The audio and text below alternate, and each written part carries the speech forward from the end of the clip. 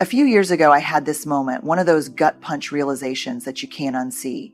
I was sitting across from someone who had just said something that made me feel small. You know that feeling, that quiet sting, that little tightening in your chest? I laughed it off like I always did. But as I drove home, this question hit me so hard I had to pull over. Why do I keep letting this happen? And then came the second, even harder truth. Because I taught them that they could. See, here's what we don't always realize. People don't just decide how to treat us, we teach them. Every time we stay silent when we should speak up, every time we minimize our own needs, every time we tolerate disrespect in the name of being easygoing or nice, we're setting the standard. And what I've learned, sometimes the hard way, is that if you don't set the standard for how you want to be treated, the world will do it for you. So let's talk about that today. Let's talk about the quiet, powerful work of teaching people how to treat us. Not through anger, not through ultimatums, but through clarity, courage, and the belief that we are worthy of respect. Because we are. First, get clear on what you're available for. People can't respect your boundaries if you don't even know them. Are you available for last-minute requests at work? Constant venting from friends without reciprocity? Sarcasm disguised as just joking? Clarity is kindness to yourself and to others. And here's where it gets tricky. Most of us assume we have clear boundaries. But the real test, when someone crosses the line, do you address it or do you let it slide? Because if we let it slide, it wasn't really a boundary. It was just a preference we weren't willing to protect. I used to think I was great at boundaries. I could give a whole TED talk on the importance of self-respect. And then one day, a friend called me late at night, again with the same crisis we'd talked about a dozen times before. And I answered, again.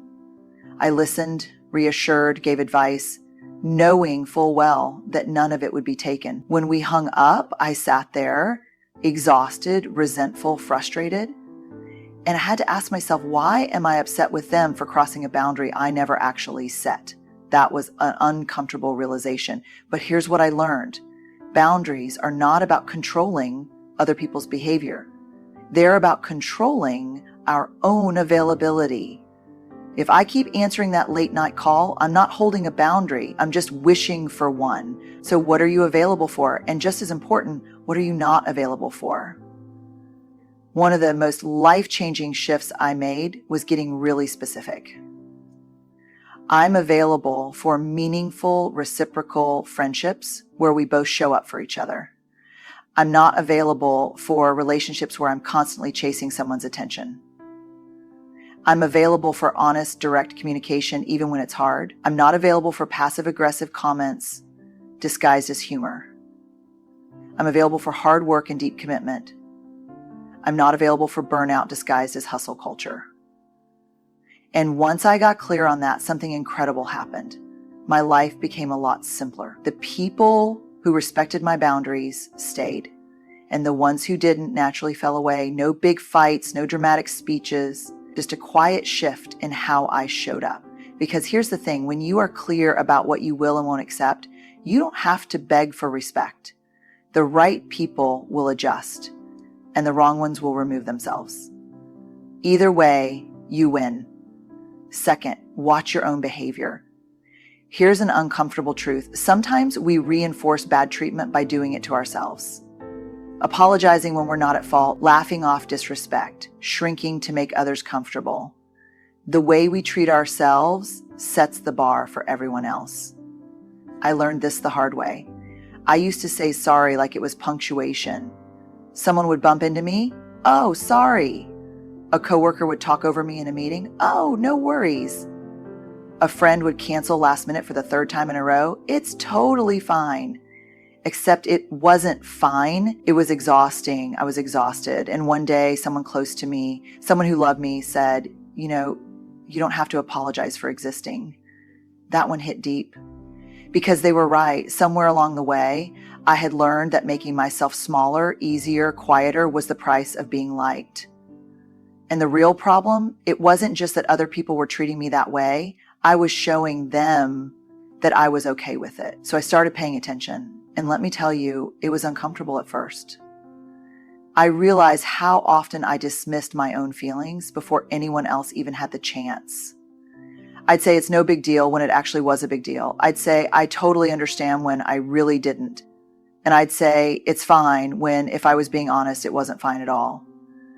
And here's what I learned. You cannot expect other people to respect you more than you respect yourself. That's not how this works. If I don't take my own needs seriously, why would anyone else? If I don't value my own time, why would anyone else? So I started making small changes. Instead of automatically saying sorry, I started saying thank you. Thank you for your patience instead of sorry for the delay. Thank you for listening instead of sorry for talking too much. I stopped laughing at jokes that weren't funny. Stopped downplaying my own accomplishments. Stopped saying it's fine when it wasn't. And do you know what happened? The people in my life started treating me differently. Not because I demanded it, not because I lectured them, but because I stopped showing them that I was okay with less. And the people who really cared, they noticed. They adjusted, they respected the new standard. Not because I forced them to, but because I finally respected it myself. Because at the end of the day, people will take their cues from you. If you treat yourself like you matter, they'll follow your lead. Third, communicate with courage. Boundary setting isn't about pushing people away. It's about teaching them how to be in relationship with you. That means saying, I don't accept being spoken to that way, or I value our friendship, but I need more balance. You don't have to explain or over-justify. Just say it and let it stand. I used to think that if people really cared about me, they would just know what I needed. That if they truly respected me, they wouldn't cross certain lines. But the truth? Most people aren't mind readers. And if I wasn't willing to speak up, I had no right to be surprised when people continued to treat me the way I had allowed. But let's be real. Saying what you need out loud is hard. It feels risky. What if they get defensive? What if they think I'm overreacting? What if they leave? Those are the fears that keep us quiet, that make us swallow our frustration, smile when we don't mean it, and stay in dynamics that chip away at our peace. I remember the first time I set a real boundary in a relationship. I had a friend who only reached out when she needed something. Advice, support, validation. And for years, I gave it freely until one day I realized our entire friendship was built on her needs, not mine. So I decided to do something different. The next time she called mid-crisis, I listened. But instead of jumping into fixer mode, I simply said, I care about you and I want to support you, but I also need our friendship to feel mutual. Lately, it hasn't. Silence, a long, heavy pause. My heart was pounding. And then she said, wow, I didn't even realize. I'm sorry. That was it. No fight, no drama, just clarity. And that's the thing about boundaries. They don't have to come with an explosion. They just need to be clear, consistent, and said out loud. A lot of us struggle with this because we think boundary setting means we have to be harsh or unkind. But boundaries are actually the opposite. They allow relationships to be healthier, not resentful. Because let's be honest, unspoken resentment poisons relationships faster than any difficult conversation ever could. And yes, some people will push back. Not because they're terrible, but because they've benefited from the version of you that never said no. And that's okay. Your job isn't to control how people respond. It's to be honest about what you need. So say it clearly, kindly, without apology, and then let it stand. Because the people who are meant to be in your life, they'll listen, they'll adjust. And the ones who can't, well, that's good information to have. Fourth, watch how people respond. Some will respect your boundaries immediately. Those are your people. Others will test them. And a few, they'll walk away. That's not a loss. That's clarity. The right relationships will rise to meet the standard you set. The first time I really started setting boundaries, I was terrified. I had spent years over-explaining, over-giving, and overextending myself in relationships. And when I finally stopped, when I started saying no, when I stopped bending over backward to make other people comfortable at my own expense, something interesting happened. Some people immediately adjusted. They respected the boundary without question, as they didn't make me feel guilty. They didn't push back. And do you know what I realized? Those were the people who truly valued me, not just what I could do for them. But then there were others, the ones who tested it. the ones who got quiet, who sent a passive aggressive, "you've changed" text, who tried to make me feel guilty for having needs. And that was hard. It made me question myself. Am I being selfish? Am I overreacting? Am I too much? And then there were the ones who walked away, the ones who disappeared when I stopped overgiving. And that stung. But here's the truth. If someone only wants to be in your life when they can take advantage of your lack of boundaries, then they were never really in your life to begin with. They were just using it. This is where it gets really uncomfortable, because this part isn't about other people. It's about us. It's about what we're willing to tolerate, what we're willing to excuse. Because I can't tell you how many times I've heard someone say, "But they didn't mean it that way. That's just how they are. They do so much for me in other ways." And listen, I get it. It is so much easier to explain away bad behavior than it is to face the fact that someone we love might not actually respect us.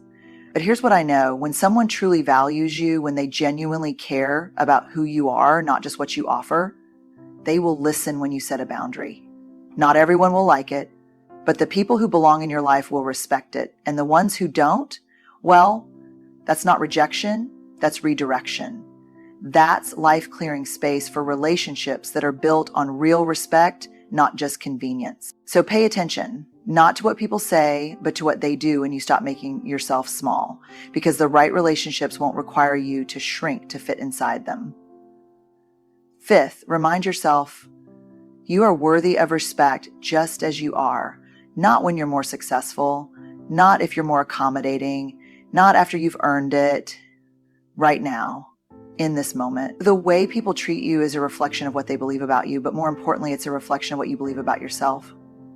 And that part, that's the hardest, because it's one thing to set a boundary, to say the words, to walk away from relationships that don't honor you, but believing, truly believing that you deserve respect, that you are worthy of kindness, that your needs matter, that takes real, deep internal work. I used to think that if I was just better, nicer, more patient, more understanding, then people would treat me with the respect I wanted. If I could just prove my worth, if I could just be enough, then surely they'd see it too. But that's not how this works. You don't become worthy by earning it. You don't get more valuable by giving more of yourself away. And the hardest lesson I ever learned was this. If you wait for other people to give you permission to believe you're enough, you'll be waiting forever. The truth is, most of us were never taught how to believe in our own worth. Maybe we grew up in environments where love felt conditional, where we had to be easy or quiet or high achieving to get approval. Maybe we had relationships where we were only valued for what we did, not for who we were. And so we internalized this idea that respect, kindness, love, those were things we had to earn, things we had to deserve. But here's what I know now. The moment you decide that you are worthy of respect, not because of what you do, but because of who you are, that's the moment your whole life starts to change. Because when you believe in your own worth, you stop chasing people who don't see it. You stop explaining yourself to people who are committed to misunderstanding you. You stop settling for relationships that require you to be less of yourself to be accepted. And listen, I'm not saying this is easy. It's uncomfortable. It takes practice.